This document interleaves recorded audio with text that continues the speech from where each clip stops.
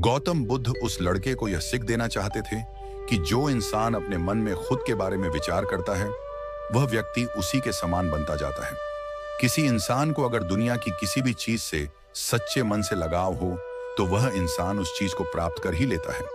वही जो इंसान अपनी मनचाही चीज को प्राप्त करने में असफल है, उस इंसान ने अपने मन में सच्चे भाव से उस चीज को चाहा ही नहीं होता। अपने मन में जिस चीज का विचार करोगे वही चीज तुम्हें मिलना शुरू होगी। अगर पैसे के बारे में विचार करते हो तो आपके पास पैसा आना शुरू होगा। अगर आप अपने प्यार के बारे में विचार करोगे तो आपको आपका प्यार जल्द ही मिलेगा। गौतम बुद्ध के अनुसार हम वही बनते हैं जो हम सोचते हैं। जिस तरह कोई व्यक्ति बुरी सोच के साथ बोलता या काम करता है तो उसे कष्ट ही मिलता है, वही यदि कोई व्यक्ति शुद्ध विचारों के साथ बोलता या काम करता है तो उसकी परछाई की तरह खुशी उसका साथ कभी नहीं छोड़ती है।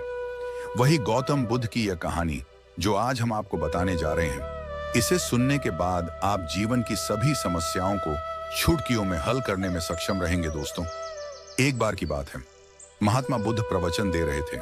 प्रवचन में आसपास के बहुत से लोग शामिल थे। सभी लोग ध्यान से बुद्ध को सुन रहे थे। कुछ देर में प्रवचन समाप्त हो गया। तब लोगों ने बुद्ध को प्रणाम किया और अपने अपने घर को चल पड़े। पर एक यह युवक वहां पर ही बैठा रह गया। बुद्ध की नजर उस युवक पर पड़ी तो वे पूछ बैठे, क्या बात है वत्स, कोई जिज्ञासा है क्या? युवक बुद्ध के पास गया और प्रणाम करके बोला, प्रभु, बहुत उलझन में हूं। जितना इस बारे में सोचता हूं उतना ही उलझ जाता हूं। कैसी उलझन है वत्स? बुद्ध ने प्रश्न किया। युवक हाथ जोड़कर बोला, प्रभु, यह संसार कितना विशाल है। संसार में लाखों करोड़ों लोग निवास करते हैं। उनमें भी एक से बढ़कर एक विद्वान, कलाकार, योद्धा। ऐसे में उन सब के बीच मुन जैसे सामान्य प्राणी का क्या मूल्य है? युवक की बात सुनकर बुद्ध मुस्कुरा दिए। वे बोले, तुम्हारी जिज्ञासा का उत्तर मिल जाएगा, पर इसमें थोड़ा सा समय लगेगा। क्या तब तक मेरा एक छोटा सा काम कर सकते हो प्रभु? यह तो मेरे लिए गर्व का विषय है कि मैं आपके काम आ सकूं। युवक ने पुनः अपने हाथ जोड़ दिए और कहा, आप आदेश करें। प्रभु बुद्ध ने युवक को एक चमकीला पत्थर देते हुए कहा, तुम्हें इस पत्थर का मूल्य पता करना है, पर ध्यान रहे इसे बेचना नहीं है, सिर्फ इसका मूल्य पता करना है। जैसी आज्ञा प्रभु। ऐसा कहते हुए युवक ने बुद्ध से वह पत्थर ले लिया। उसने एक बार फिर से उन्हें प्रणाम किया और बाजार की ओर चल पड़ा। बाजार वहां से ज्यादा दूर नहीं था। युवक थोड़ी देर में वहां पहुंच गया। वह सुबह का समय था, इसलिए बाजार अभी ठीक से लगा नहीं था। वहां पर इक्का दुक्का दुकानदार ही थे। युवक ने जिज्ञासावश इधर उधर नजर ई। उसे एक पेड़ के नीचे एक दुकानदार नजर आया। वह आम बेच रहा था। युवक उस दुकानदार के पास पहुंचा और उसे पत्थर दिखाते हुए बोला, क्या आप इस पत्थर की कीमत बता सकते हैं? दुकानदार एक चालाक व्यक्ति था। पत्थर की चमक देखकर वह समझ गया कि अवश्य ही यह कोई कीमती पत्थर है। वह बनावटी आवाज में बोला, देखने में तो कुछ खास नहीं लगता, पर मैं इसके बदले 10 आम दे सकता हूं। दुकानदार की बात सुनकर युवक को हल्का सा क्रोध आ गया। वह मन ही मन बुदायर समझता है, इतना सुंदर पत्थर और इसका मूल्य सिर्फ 10 आम, अवश्य ही यह झूठ बोल रहा है। युवक को चुप देखकर दुकानदार बोल उठा, क्या कहते हो, निकालूं आम? पर युवक ने दुकानदार को कोई जवाब नहीं दिया। वह चुपचाप आगे बढ़ गया। सामने एक सब्जी वाला अपनी दुकान सजा रहा था। युवक उसके पास पहुंचा और उसे पत्थर दिखाते हुए उसका मूल्य पूछा। उस पत्थर को देखकर सब्जी वाले की आंखें खुशी से चमक उठी। वह मन ही मन सोचने लगा, यह पत्थर तो बहुत कीमती जान पड़ता है। अगर यह मुझे मिल जाए तो मजा ही आ जाए। क्या हुआ भाई, कहां खो गए? युवक ने दुकानदार की तंद्रा तोड़ी। सब्जी वाला चौंकता हुआ बोला, कुछ नहीं कुछ नहीं, मैं तो बस मन ही मन इसकी कीमत की गणना कर रहा था। वैसे मैं इस पत्थर के बदले एक बोरी आलू दे सकता हूं। सब्जी वाले के चेहरे की कुटिलता देखकर युवक समझ गया कि यह दुकानदार भी मुझे मूर्ख बना रहा है। मुझे किसी और से इसका मूल्य पता करना चाहिए। यह सोचता हुआ युवक आगे बढ़ गया। सब्जी वाले दुकानदार ने युवक को पीछे से आवाज लगाई, क्या हुआ भाई? अगर आपको यह मूल्य कम लग रहा है तो बताएं तो सही, मैं इसे बढ़ा दूंगा। पर युवक ने उसकी बात पर ध्यान नहीं दिया। वह अब इधर उधर किसी ऐसे व्यक्ति को खोजने लगा जो जानकार हो और उस पत्थर की सही मूल्य बता सके।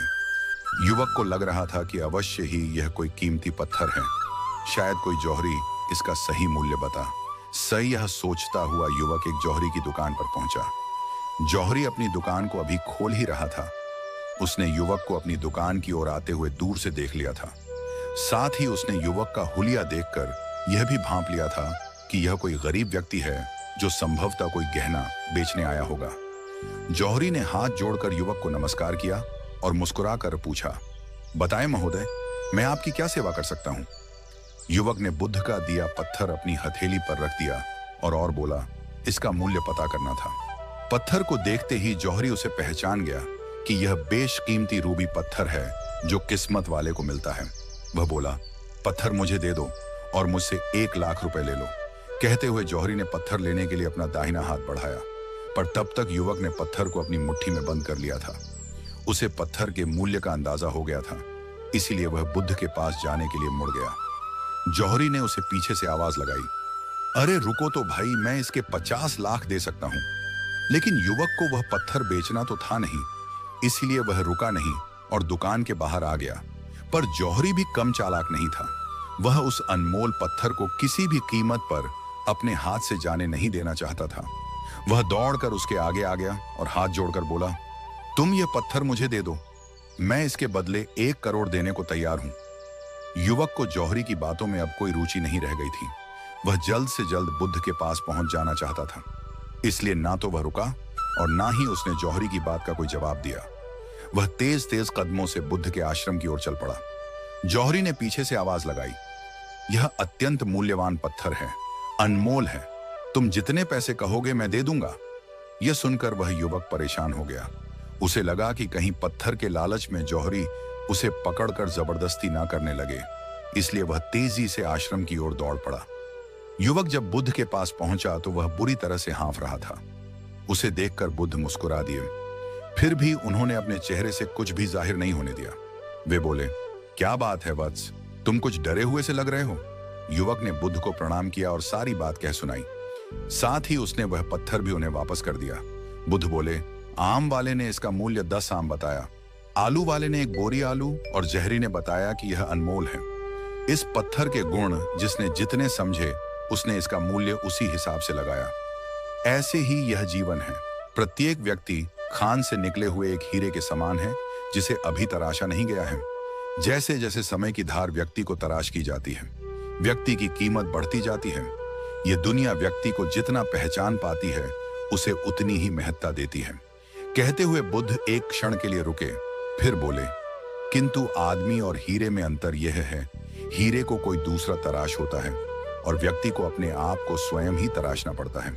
और जिस दिन तुम अपने आप को तराश लोगे, तुम्हें भी तुम्हारा मूल्य बताने वाला कोई ना कोई जौहरी मिल ही जाएगा। गौतम बुद्ध उस लड़के को यह सीख देना चाहते थे कि जो इंसान अपने मन में खुद के बारे में विचार करता है, वह व्यक्ति उसी के समान बनता जाता है। किसी इंसान को अगर दुनिया की किसी भी चीज से सच्चे मन से लगाव हो तो वह इंसान उस चीज को प्राप्त कर लेता है। वही जो इंसान अपनी मन छाई चीज को प्राप्त करने में असमर्थ है, उस इंसान ने अपने मन में सच्चे भाव से उस चीज को चाहा नहीं होता है। वही दोस्तों, गौतम बुद्ध की इस प्रेरणादायक कहानी को आप अपने मित्रों के साथ शेयर जरूर कीजिए ताकि उन्हें भी गौतम बुद्ध के असल ज्ञान के बारे में पता चल सके। और कमेंट बॉक्स में नमो बुद्धाय लिखना ना भूले। नमो बुद्धाय।